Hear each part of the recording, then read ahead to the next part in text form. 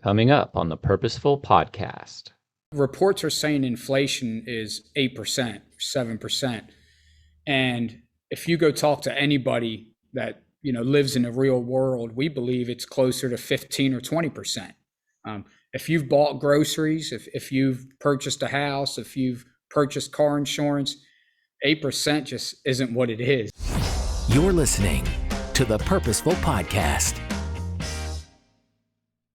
All right, welcome to this episode of the Purposeful Podcast. I'm Matt.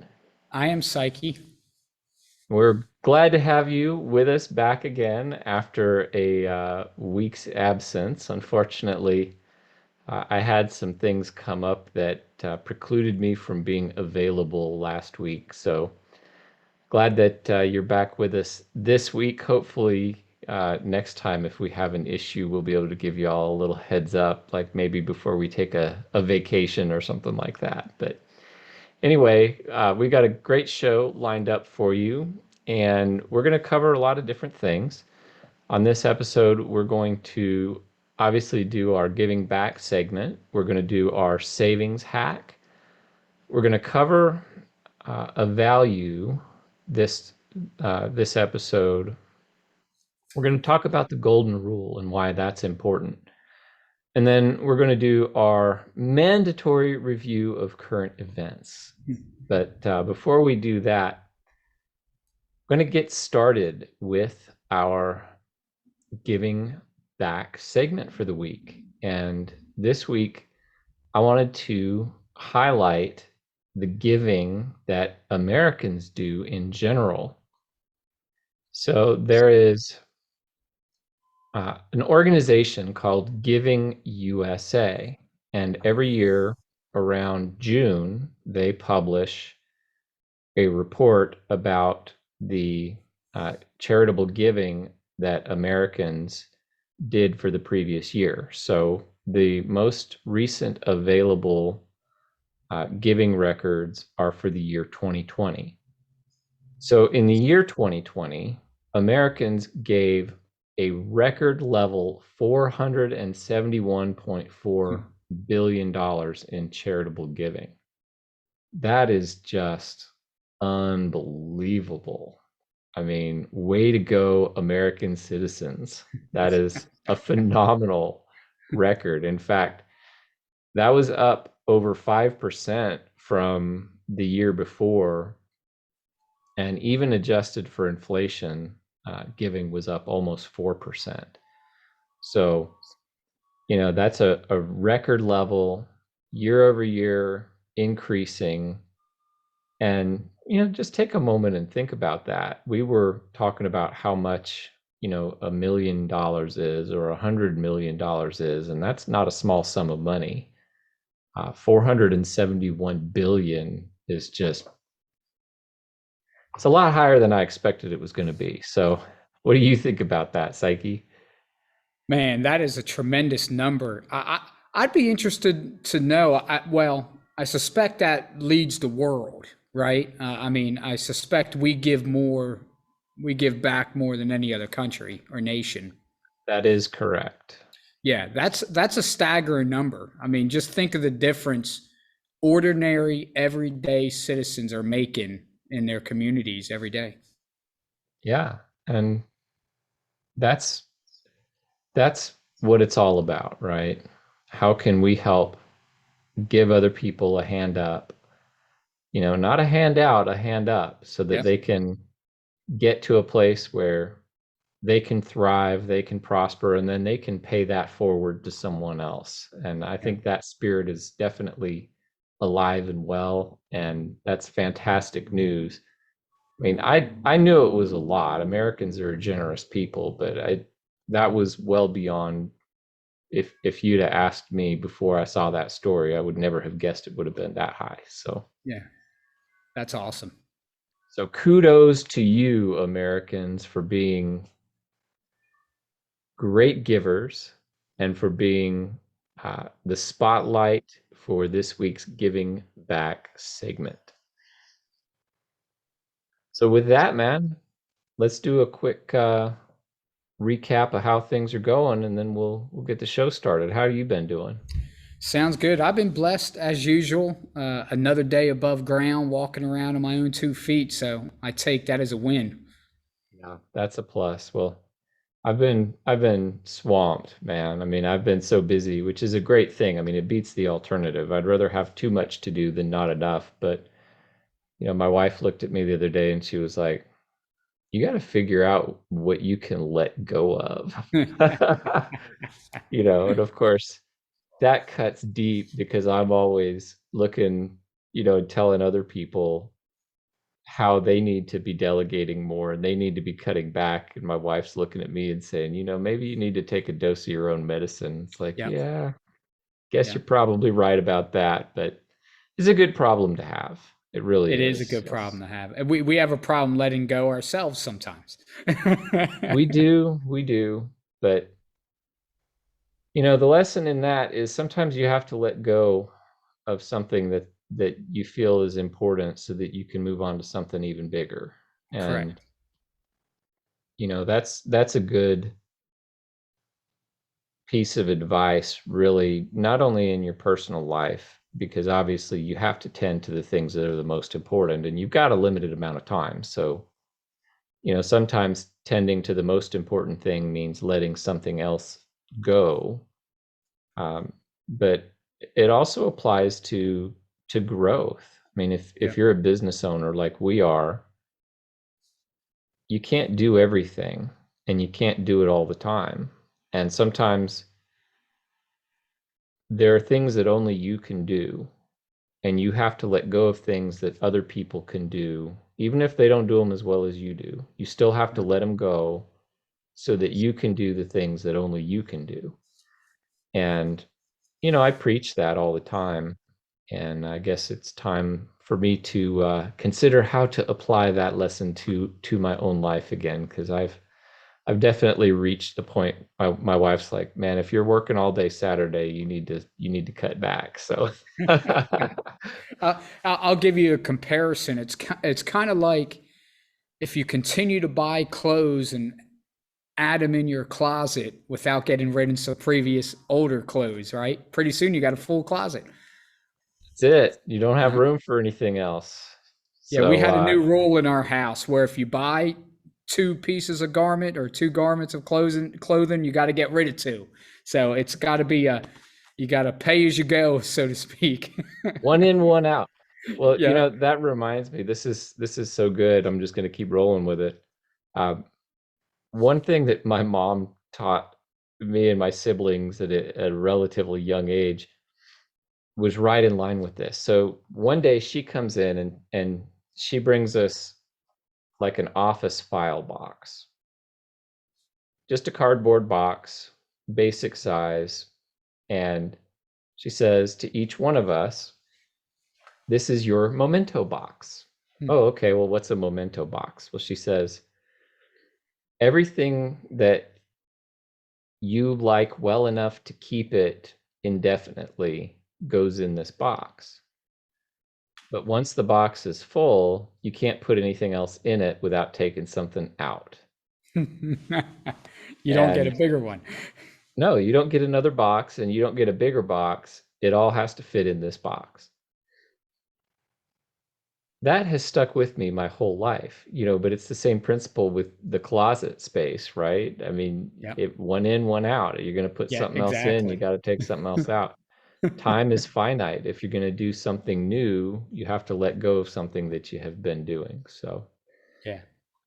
good principle, and it in my life anyway, it strikes again. So, I have to let you know how that goes when I Yeah, figure I'll out be what I'm doing. curious to see how that plays out.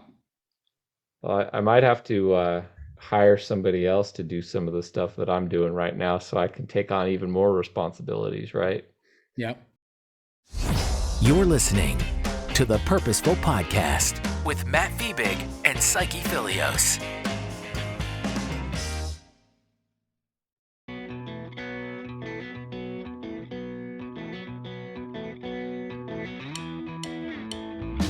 The first story that I want to start with is from our home state of Florida. So, the governor recently signed a bill that was actually passed unanimously in the House and the Senate. So, I mean, just before I even tell you what it is, think about how amazing it is that people on both sides of the aisle agreed that it was that important. But what they agreed to do was to mandate that every high school student in the state of Florida, in order to graduate with their high school degree, is going to have to take a financial literacy course. And in signing that piece of legislation, the governor here caused Florida to be the largest state in the US to have that kind of a requirement. So personally, I think that's fantastic. I know that one of the great regrets that I have is that I did not have to take a finance course or a business course in high school. And I managed not to take a finance course at university either. I minored in economics, but somehow didn't take any kind of personal finance course. So uh, I've learned a lot in the real world, but some of my lessons have been learned the hard way. So I'll put it like that. So I think the earlier people get started with personal financial education, the better. So I'm a big fan of that. And I know you are too. So I'd love to hear your thoughts. Well, I'm extremely happy that it has happened. I don't understand why it took this long to happen. It should have happened 50 years ago. And I would like to see every state pass that law. I'm a fan of states handling that kind of stuff on their level, not the federal level. But it's definitely something you and I have both been a big fan of, and it needed to happen. And so it's a beautiful thing. The good news is that not every state is doing it yet, so there's more work to be done. Exactly. Exactly. But yeah, I think Florida recently surpassed, might have been New York, as the third largest state in the union by population. So that means Texas and California are both states larger than Florida that have yet to have a similar requirement mandated. Yeah. So I've seen the budget in California. They probably need to mandate it, but I mean, they took out, check writing even and all the other stuff, anything to do with money. But it makes me think about on just a quick side note when, for our listeners out there, Matt and I were in a local leadership class in the community here 5 or 6 years ago, I believe now. And we went to one of the local high schools as part of our weekly tour walkthrough. And I was so excited because one of the high schools we went to, they actually had, and I believe they called it a GC class, a general contractor class. And they had a mock wall where students were framing walls. They were doing some electricity. You remember that? I do. I know exactly the high school, and it was very unusual because a lot of school districts that I'm familiar with have vocational education, but they do it off-site at a different Hmm. campus, and they bring all the high schoolers from whatever high school in the district to that location. This was a little bit unique because the Voctech school was actually on campus at that high school. Yeah. How awesome is that? I mean, I was a huge fan of that. And obviously, I'm a big proponent of anyone who's listened to our podcast over the past year or so. I'm a big proponent of skilled trades and hands on labor. And I would like to see every school possible incorporate that into their curriculum because I think you would see a tremendous benefit and a positive uh, end result to society in general. I completely agree with that. And I do see where that goes hand in hand with financial education Yes. because the truth of the matter is that not everyone is cut out to be an academic, and not everyone is cut out to be, uh, an engineer or an architect or, a biochemist or things like that. Some people really enjoy working with their hands. Some people are mechanically inclined. And I think there's been an unfair idea that vo vocational work is unskilled or lower skilled or somehow less valuable. But the trends are certainly not backing that up at all. I mean, Nope. I know that HVAC technicians, for example, the that is not an unskilled position. You really have to know a lot to be a good technician. It's the same with auto work anymore. I mean, computers have totally taken over cars. I Yep. remember a couple of years ago, battery in my car died, and I have always changed my own battery. So I pull the battery out. I get a ride to the local auto parts dealership. I turn in the old battery, buy a new one, and I go put the battery back in my car and it won't start. So I call the parts store. They go, "Well, what car do you have?" And I tell them, and they're like, "Oh, you can't take the battery out. You kill the computer when you do that. You have to have this special device that keeps the computer charged while you remove the battery." I'd never heard of such a thing, and I can't even change my own battery now. That blew my mind. But the point is that even something that used to be that simple is no longer Yep. that simple. Yep. It takes a tremendous amount of knowledge and a tremendous amount of skill to be able to work on a lot of vocational um, type jobs, and the pay is going up accordingly. You can make a very, very good living working in a vocation. So, in addition to financial education, I think having increasing, numbers of vocational occupations available for education, especially at the high school level, Yep. would be a fantastic thing. Yeah, I agreed. One county over, we have a service company that I was talking to one of the owners of yesterday, and they start their apprentices at $20 an hour now.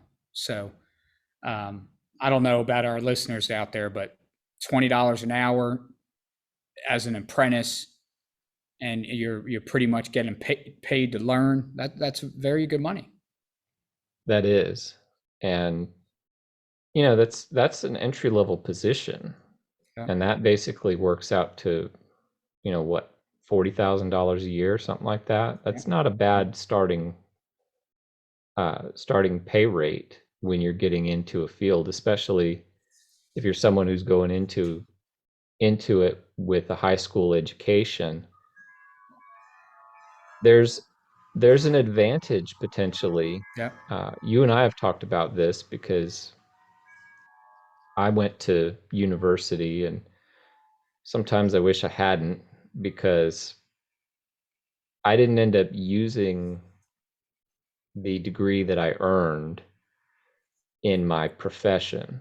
And so in some ways I've looked back and thought to myself, well, if I had just started working out of high school, I would have had 5 years on my actual course in life, and I might be in a much better place financially, because instead of going into debt to take university classes for a degree that I didn't use, I could have started earning money and saving money and building my savings and building my assets, so that by the time I had reached 23 years old, I might have been in a much superior financial position to where I actually was. So it's something to think about. I think people reflexively assume that everyone has to go to college, and that's just not the case. It's just not the case. And it doesn't mean you can sit around in the basement and play video games all day long. But if you don't go to college and you do go get a job like that you were talking about at $20 an hour to become an apprentice, boy, 5 years, you're not an apprentice anymore at that point. You've got a very marketable skill, and the truth is, a skill like that you can take with you anywhere. It's very portable. So that's another thing to consider when you look at that sort of a career. Oh yeah, yeah. I mean, you'll be able to find a job anywhere throughout the country if you learn a skilled trade, and think about how powerful it is to get paid to learn that job as opposed to paying to learn a job. It's life changing is what it is after a 4 year period. It's a big difference.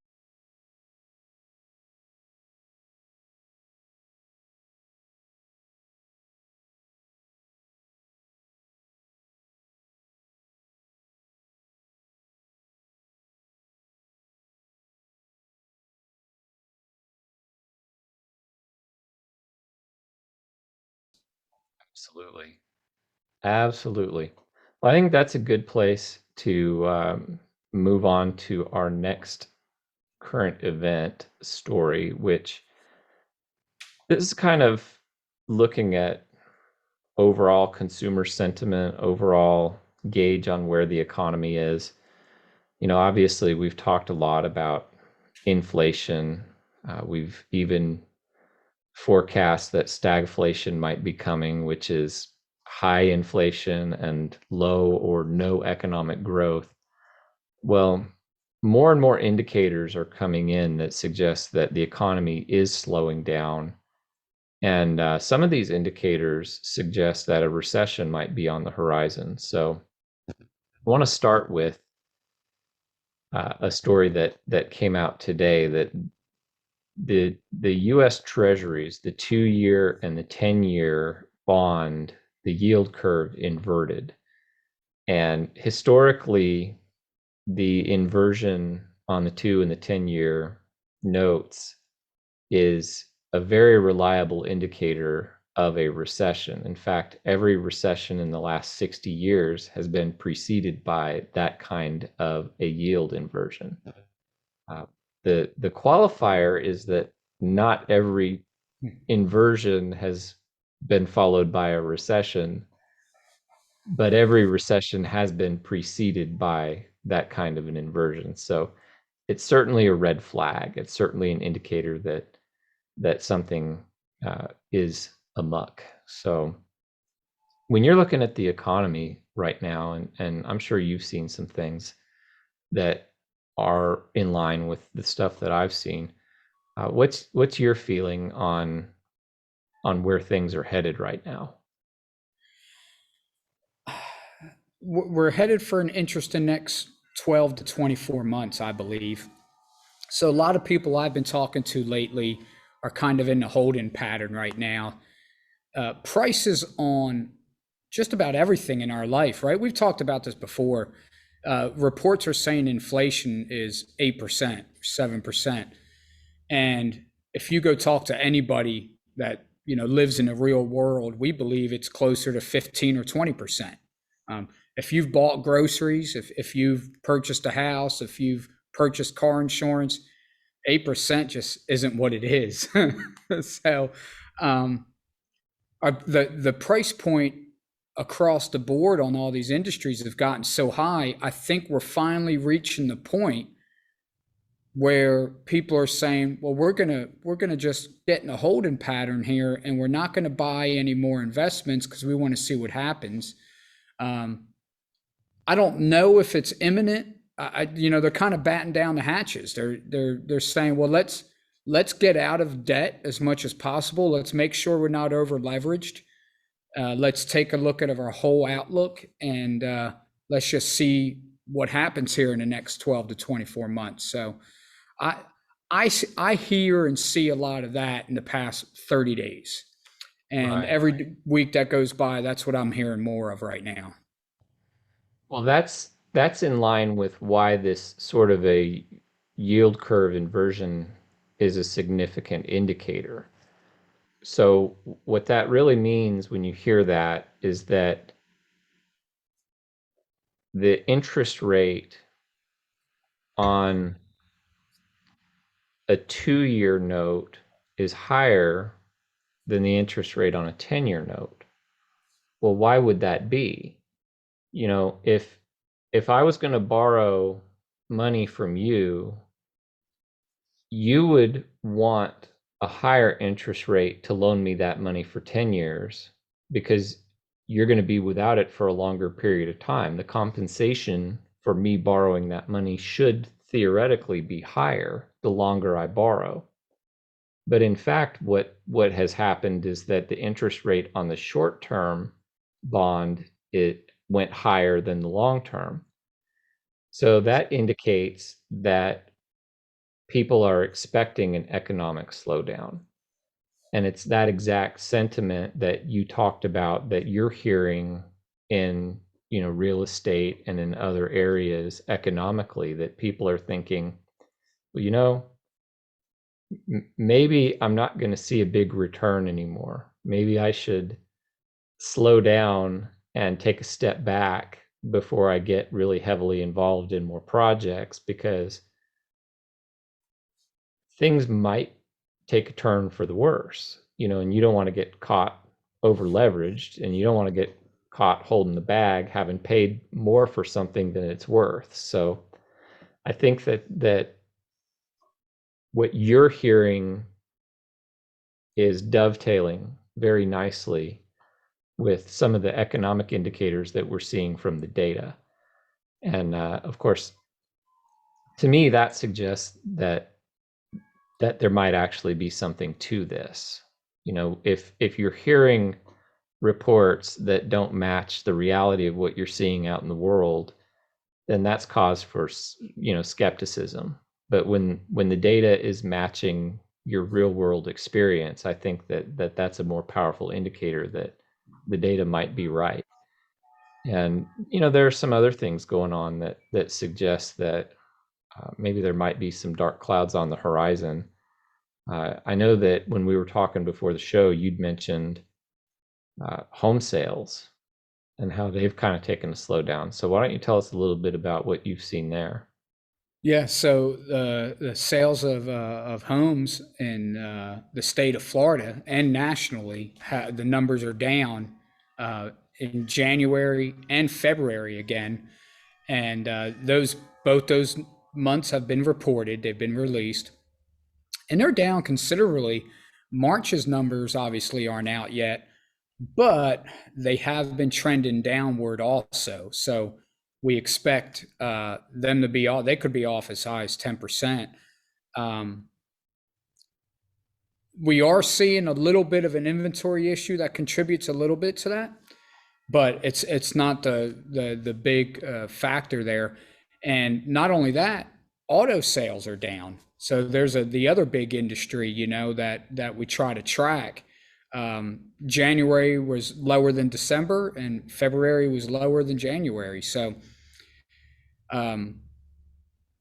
when you start to see more and more sectors be down month over month, that's usually a telltale sign that something's coming, like you say. Well, those two markets in particular are significant. One of the recurring themes that we talk about on this program is kind of the big three.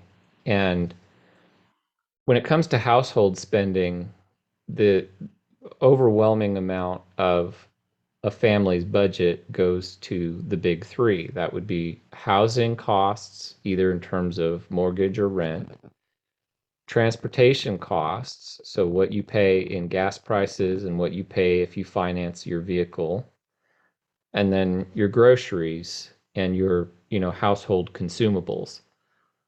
Well, when you're seeing home sales slowing down and you're seeing vehicles slowing down, those are significant sectors in the economy.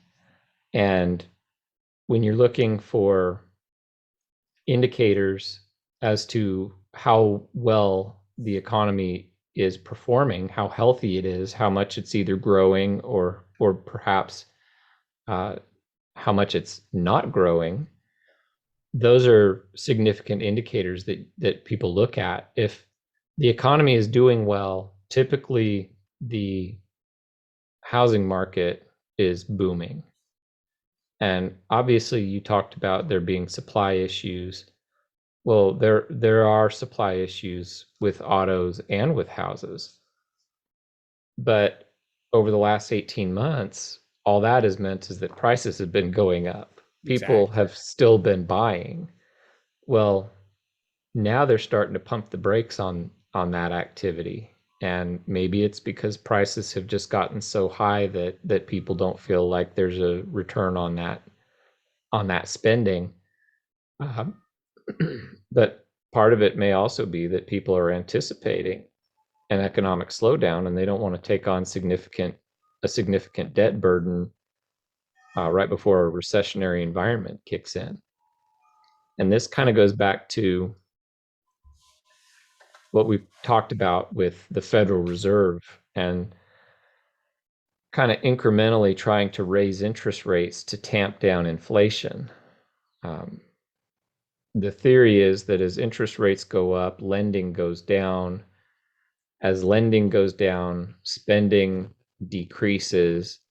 And as spending decreases, the economy contracts.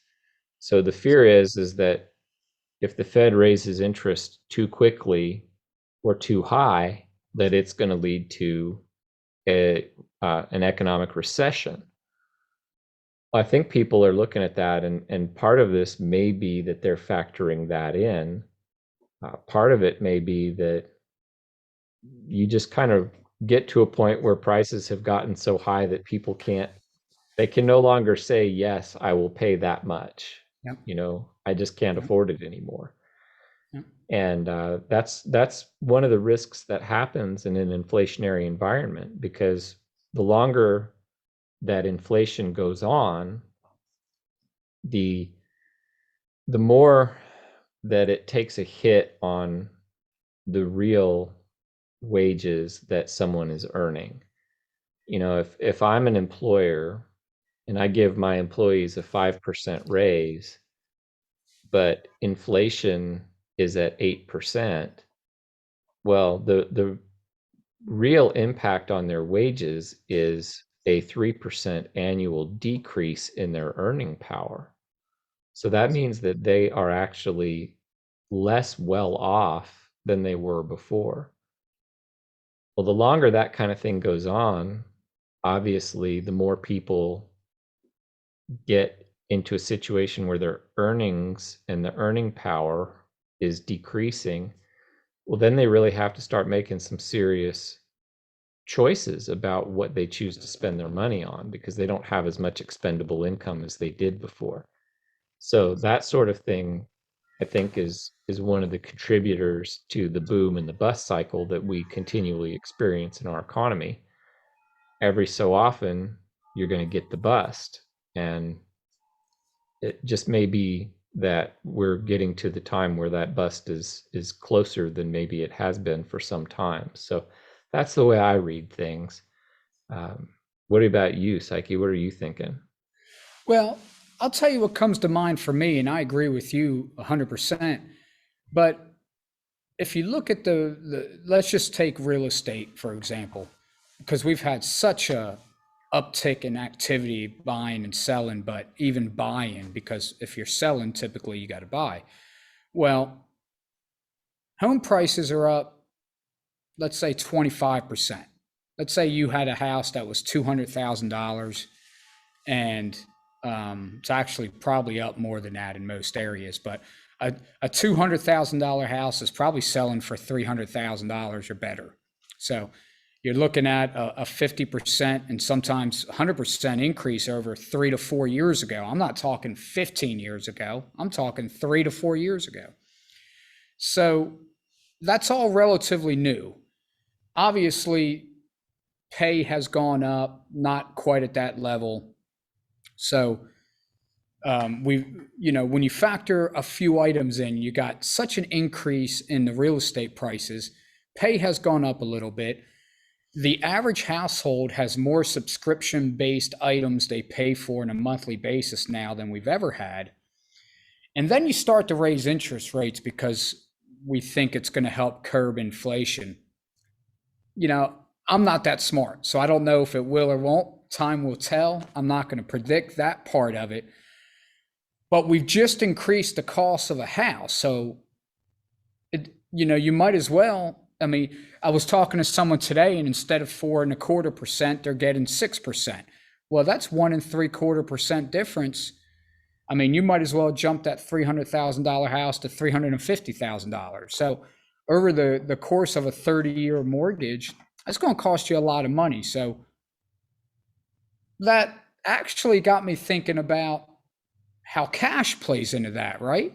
So, does that make the, like, for real estate or the auto loans or anything that's a bigger purchase, does that actually make cash more attractive because you have an edge on someone who has to borrow that money and it costs them more over the long run? That's a good question. I mean, I think that you can make an argument that you should always have a certain amount of your assets in cash because of the liquidity. I mean, when you have cash, you can spend it right then and right there. You don't have to wait to convert one asset into cash so that then you can go purchase something else. But it's hard to say how much you should keep.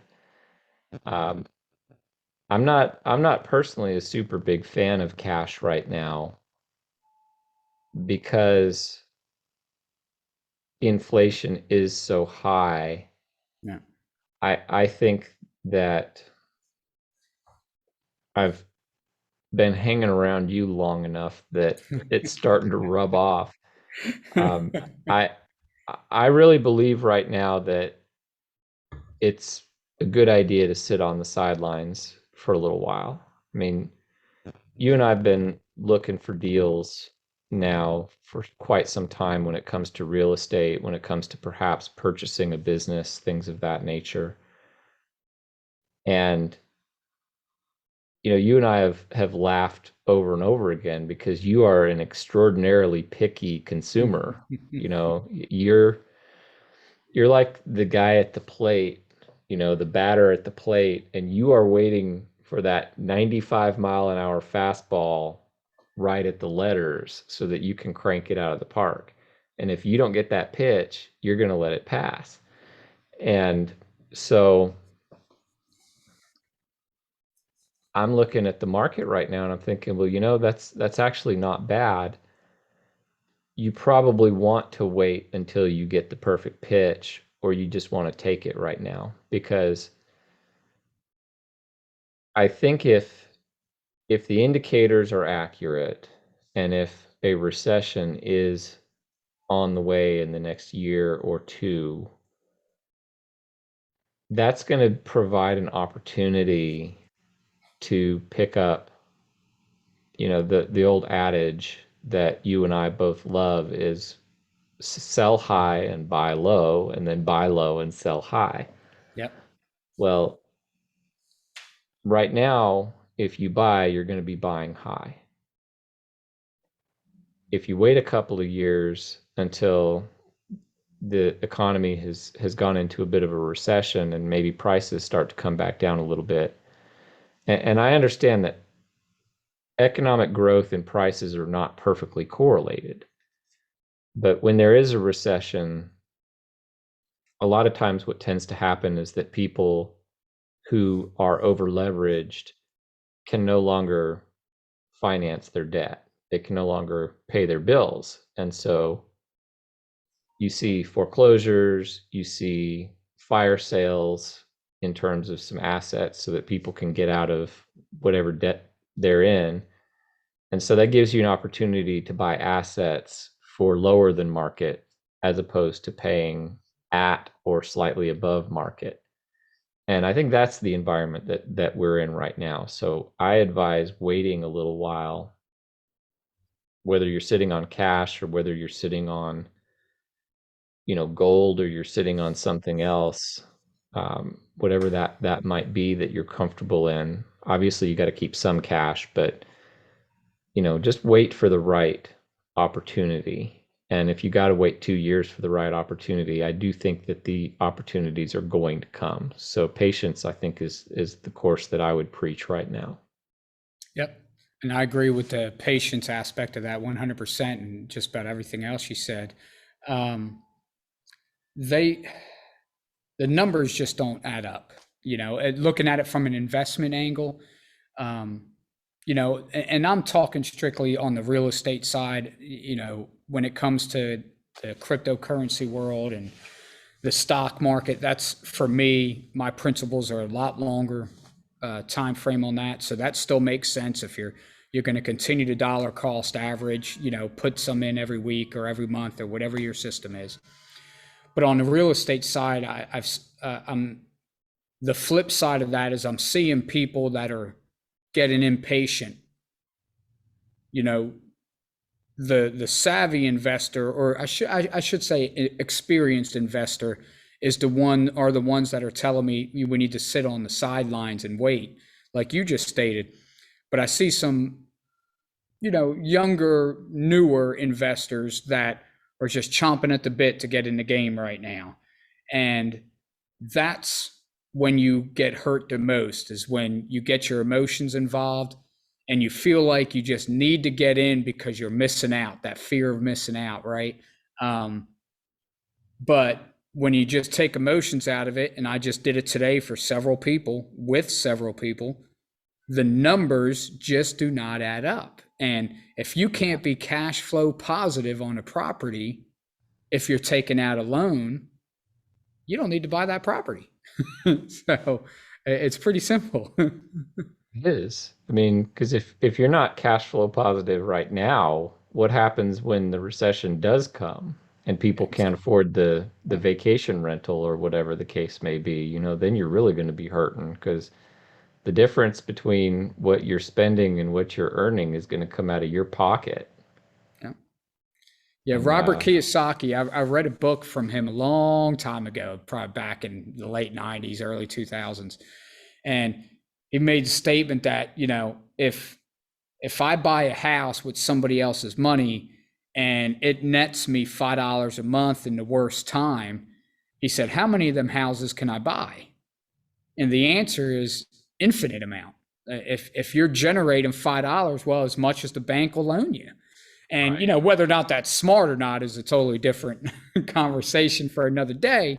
But he then said, well, if I use other people's money and I'm paying $5 a month for each house out of my pocket because it doesn't cover it, well, how many houses can I buy then? And obviously the number changes. Well, how much free cash flow do you have in your ordinary budget from your income, your day job every month?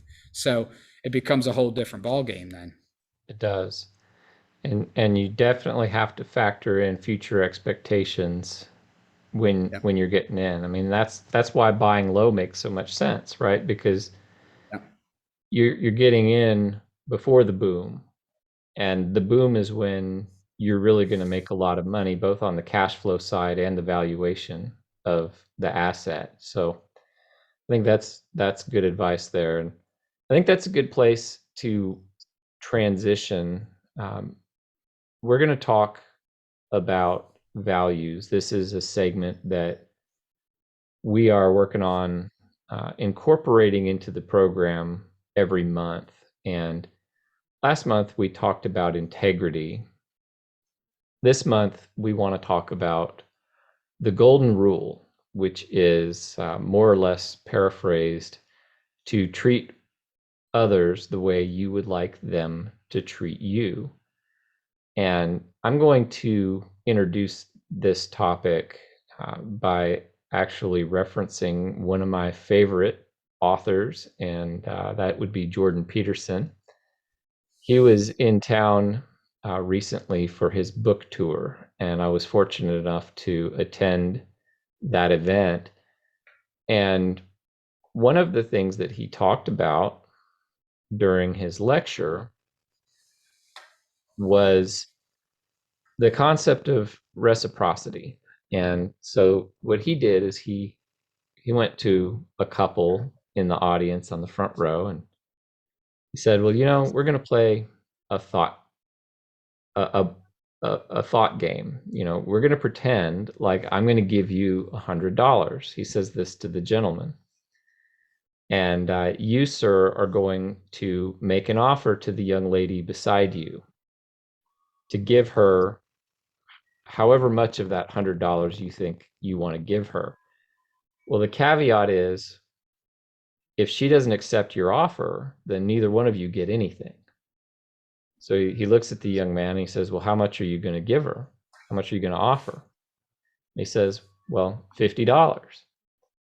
Dr. Peterson says, "Well, yes, that's the right answer. But interestingly, there are economic theorists that suggest that you should have only offered her $5. Well, why is that, you might ask? Well, because if you offer her $5, why wouldn't she take it? That's $5 that she doesn't have. And then you get to keep $95. So that works out great for you." Well, the answer is that in real life, what actually happens is that people feel like you're not treating them fairly. And they would rather shove it back in your face than take the $5. Because they get more than $5 of satisfaction knowing that you don't get to keep the 95. Well, where this really becomes interesting is when you apply time over a longer time horizon and you think about the concept of trust. So when you offer someone a fair amount, that builds your trust with that person. And if there's a good chance that you're going to have future interactions with that person, like for example, if you're married and you're having future interactions with a spouse, you have an incentive to treat that person fairly. The more you treat someone fairly, the more they trust you. Now, here's where that becomes a valuable thing to know. If you and I are having an interaction and you don't trust that I'm going to treat you fairly, then before you accept whatever it is that I'm offering, you're going to do due diligence. You're going to do research. You're going to look into it. You're going to make sure that you're not getting the short end of the stick. Well, that takes time, that takes resources. And so the cost of that transaction is actually relatively high for you. If you trust me, then you don't have to do any of that stuff. You can just take my word for it. And so the cost of that transaction is actually lower. So over time, you have an incentive to treat people fairly, especially if you are going to interact with them on a regular basis, because the more people trust one another, the lower the cost of each transaction and the more efficient the market actually works. So that's very important to know. We've been taught the golden rule our entire lives. Yep. And of course, it goes back to biblical times, right? Jesus actually is quoted as saying something very similar in the book of Matthew. But it actually works out very well in the real world that when you treat other people the way you want them to treat you, that actually makes an economy work more smoothly because the cost of engaging in transactions is much lower than it otherwise would be. So that blew me away. That was a brilliant analysis from Dr. Peterson, but it also makes sense. It just validates what we already know from our personal experience to be true. So what are your thoughts on the golden rule? Well, I mean, it's the only way to live as far as I'm concerned. I mean, we just need to do the right thing. But let me sidestep just a second, because as you were talking, I couldn't help but think, okay, so for our married listeners out there, I want you, if somebody gave you $100 and your wife knew that, and you gave her $5, I want to know what her reaction was to that. post it on her Facebook or any of her social media because, you know, I'd be very interested to see how that goes afterwards. Maybe we can craft a Facebook post and do some sort of a feedback discussion feedback request to our listeners, because that would be very interesting. What would you do if Yeah. your spouse offered you the $5 and kept the 95? I imagine they would be outside sleeping for one. you Take know? your $95 and buy a tent. Yeah, exactly. Exactly. But man, that's I can see it now. But all kidding aside, we just it's easy to get caught up and forget about other people and forget about what it means to do the right thing. And one of the first things that came to my mind when you were talking about that and the higher cost of the transaction and the future cost there, absolutely correct. But what about the fact that you might not even do that future transaction, right? Um, what about what happens down the line when you run into that person that you have these trust issues with and you go, you know what? It's not worth it for me to do that transaction. And so that's a loss for a lot of people, right? Both sides of the equation there. And um, you just, I'm a big believer in what goes around comes around, and you got to treat people the right way. And you don't burn bridges. You never know when you're going to see that person again later on in life. You don't know what circumstance you're going to see them in. You might need their help next time you see them. So you would definitely want to know that you treated them the right way when you had the chance, and hopefully they would, pay it forward back to you at that later time. I think that's a great point too. I mean, obviously in my analysis, you almost lose a little bit of the personal side of it, because it breaks it down. I broke things down into the cost of an economic transaction, but the fact of the matter is that we're not purely driven by economic motives. When you treat someone the right way, you establish a connection with that person at kind of a fundamental relational level. It gives you a chance to build a friendship. It gives you a chance to have a deeper relationship. Obviously, if you don't treat me well and I don't think that you're going to treat me well, I don't really have any reason to think that you and I are going to become friends. I don't have any reason to let my defenses down and be vulnerable. I don't have any reason to share with you, not just physical goods or services, but I don't have any reason to share anything with you. Knowledge, wisdom, expertise, skills, any of that. And so there is so much more to it than just money or stuff. There's a whole deeper level, that goes with the personal side of things. And I think it's important not to lose that. And I'm glad that you brought that back into the equation, because, ultimately, what are we about here at the Purposeful Podcast except trying to help people live the most purposeful and Yeah. meaningful lives? And people don't get to the end of their lives and think, "Oh, I wish I had more stuff." The regrets that people have are related to the relationships Yep. in their lives. I wish that things would have been better with my kids, or I wish that things would have been better with my spouse or my parents, or I regret that I got divorced, or I regret that this happened or that happened.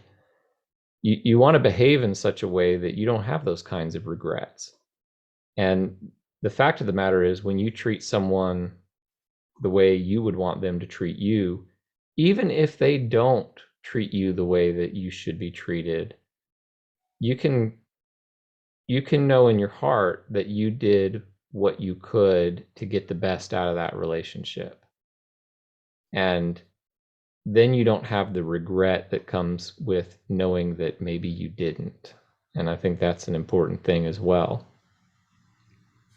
Yeah, I agree 100% with that. And, take the high road, live right, do the right thing when nobody's watching, and, try not to judge what somebody else is doing. They've been through their own hardships, spiritually, professionally.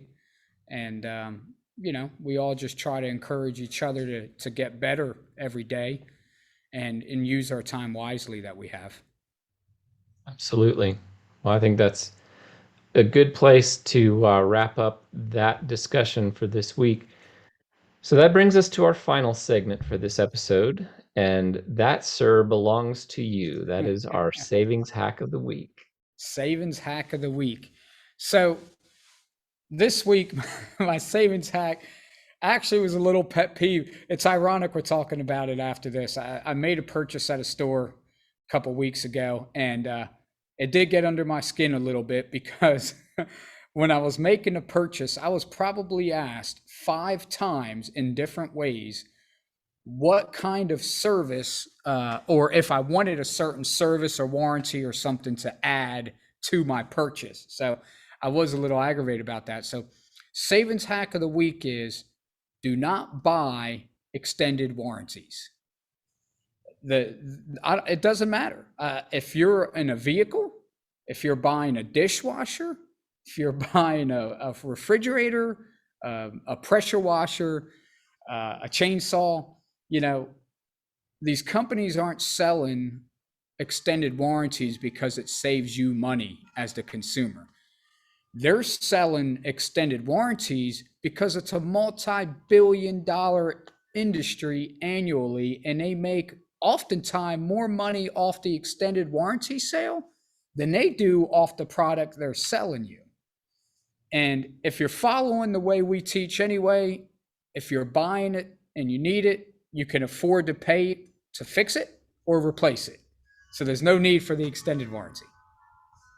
I think you're right there. I had an economics professor when I was at university, and he used to teach something very similar. Even then, this was probably over 20 years ago now, but he would say that the vast majority of products that are going to fail usually do so either in the first year or not until after the extended warranty has expired anyway.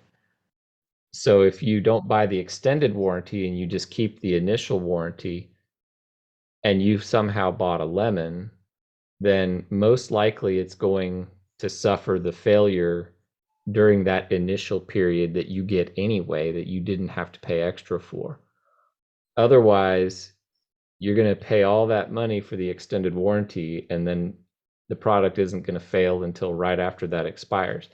And these folks have, actuarial professionals that do all the data research on this. They know their own products very well.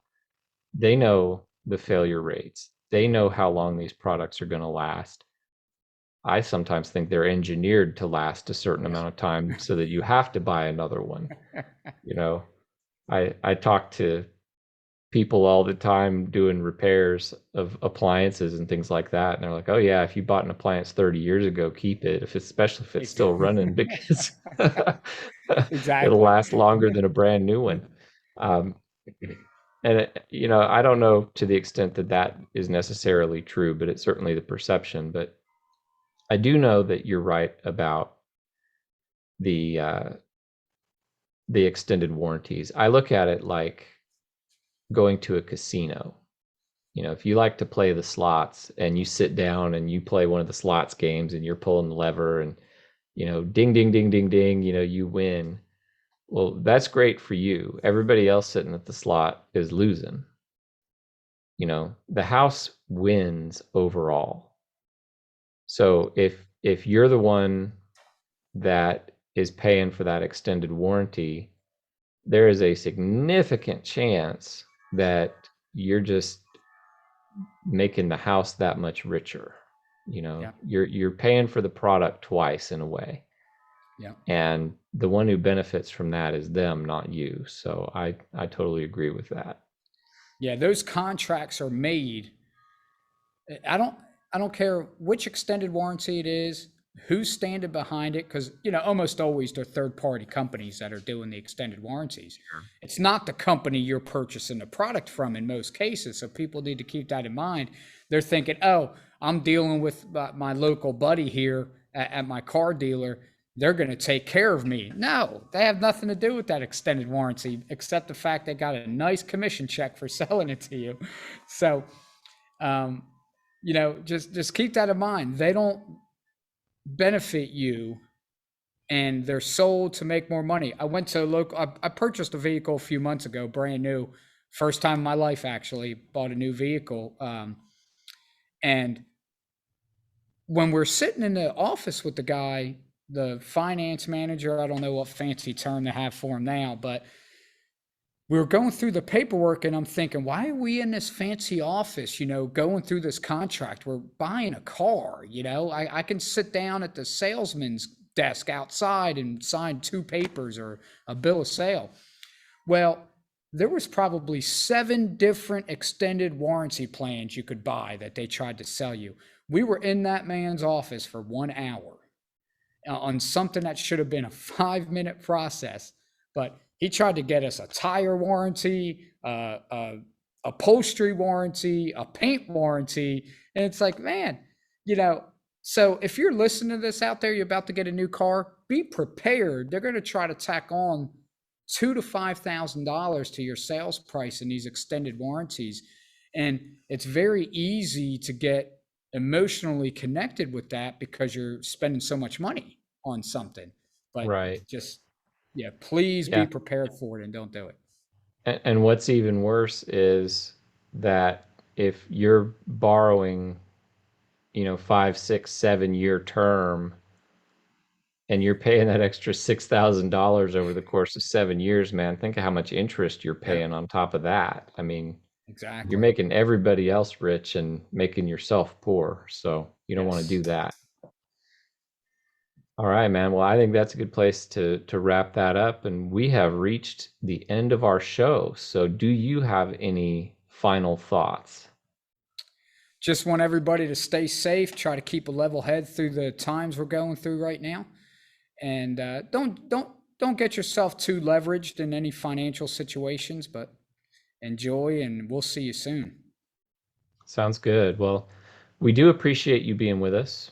We always look forward to having you join us. We would love to hear from you. So if you have any ideas of topics that you'd like us to cover, if you have any questions that you'd like us to answer, if you have any comments or feedback that you'd like to provide, we'd love to hear all of those things. You can reach out to us by email at thepurposefulpodcast@convergentdigitalmedia.com.